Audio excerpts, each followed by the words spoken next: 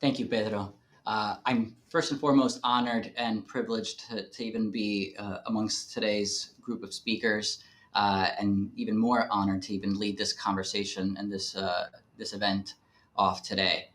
I want to share the few minutes that I have with everyone and talk about my first gen epiphany uh, that essentially emerged in the heart of this and in the midst of this pandemic, to rethinking about the way we accept the quote unquote conventional wisdom and the ever importance of defining success for ourselves.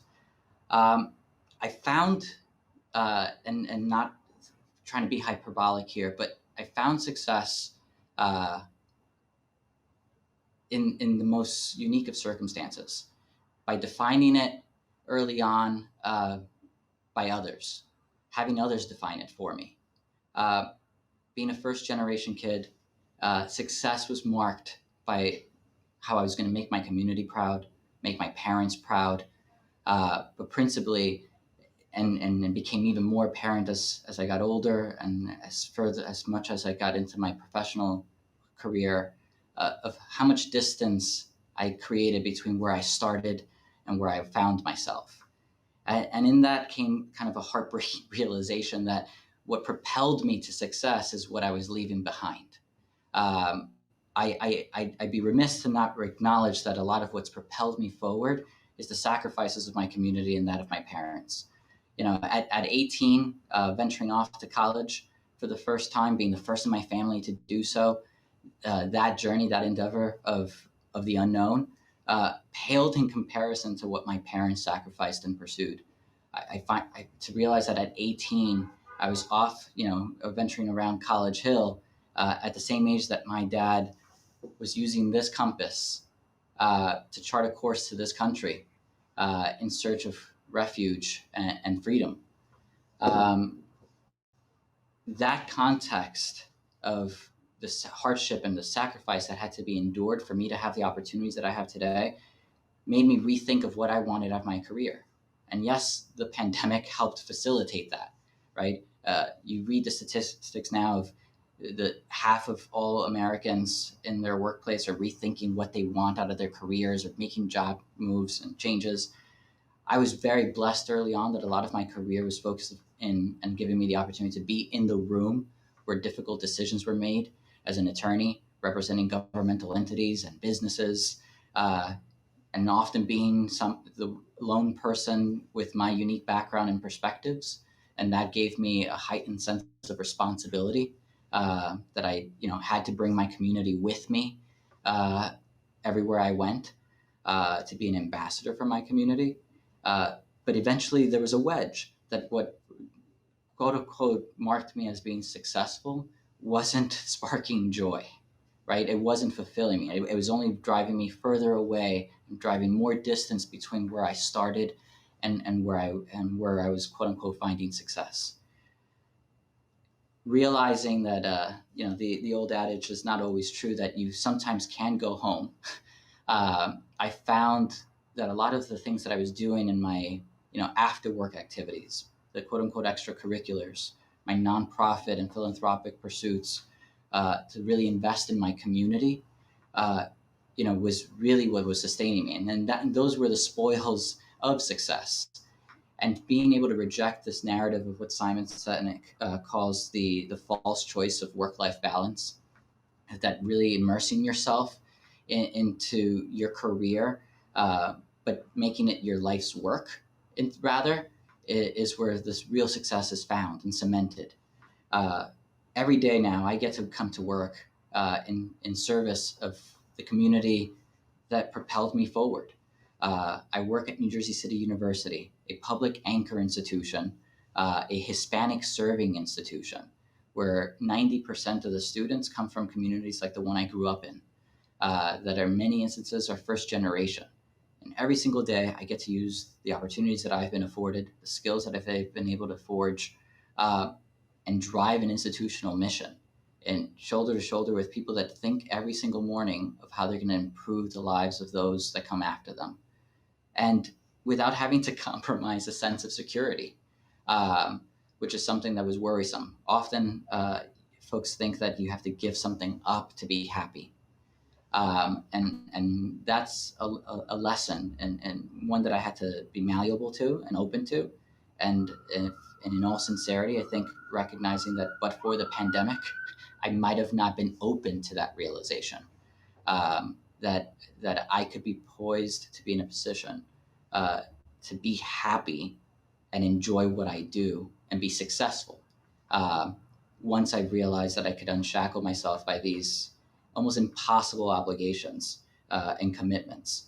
I remember thinking once, trying to navigate the hidden curriculum of being a first generation college student and young professional, hearing my parents say things like "estudia para que no tengas que pasar trabajo," and reckoning with the when does that kick in? Because it feels like I'm really stressed out and anxious all the time. But realizing that the thing that's motivated me and sustained me was another lesson that my parents and many immigrant parents teach their kids, right? That dime con quién andas y te diré quién eres. And I found that the virtue of that, right, in the work that I do, the people that you partner with, and that's what my education has afforded me, right? That unlike my father, who had to, with nothing but the clothes on his back, venture off in pursuit of refuge, my education has charted my course. I've just, for far too long, was limiting my opportunities because I was subscribing to a very limiting view of success, right? Making partner early on in my career, there was no seemingly limit to what I could accomplish on a very old and stale paradigm that was forged and made by folks that didn't have my lived experience. And in that was a hard reckoning to realize that how could I be quote unquote successful and not happy at the same time?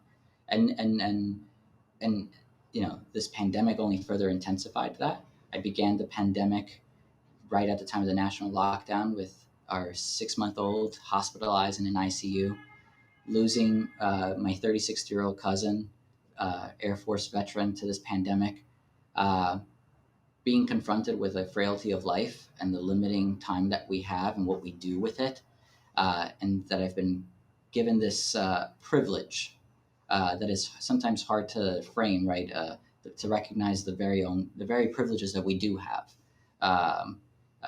even as a first gen, right? That I get to traverse and live on this hyphen that has been my strength, right? That I can navigate 2 cultures and 2 worlds, and that I have an obligation, almost like, and at times can feel like an awesome burden to make a community proud and be representative of it, but a happy pursuit nonetheless, right? That you can dedicate your professional endeavors to improve your community, and that you don't have to sacrifice your personal happiness in that process. That being the privilege of being able to define success for yourself is key, and one that you'll be a better steward for your community if you submit to that, and so that is the lesson that I learned, right? The importance of being able to chart your own course. And the grand irony of this is that it's been staring at me my entire life, right? It's just the narrative of success, of pursuing something that meant leaving where I started as far behind as possible, was a hard thing to reckon with. But that I found, ironically, true happiness and success by coming back home and bringing the skills and experience and education that I was privileged amongst our community to accept, and harness that to be a force to be reckoned with, and to empower others. I will leave you with one more piece of advice of this epiphany, and it's a token of like where you learn it from the most unlikely of places. And when we were prepping for this, we were talking about losing, how some of us in the Northeast had to reckon with these flash floods and Hurricane Ida. And I was thinking about how we reckoned with that. And I can think back last summer when we had a few storms and we lost power in my home.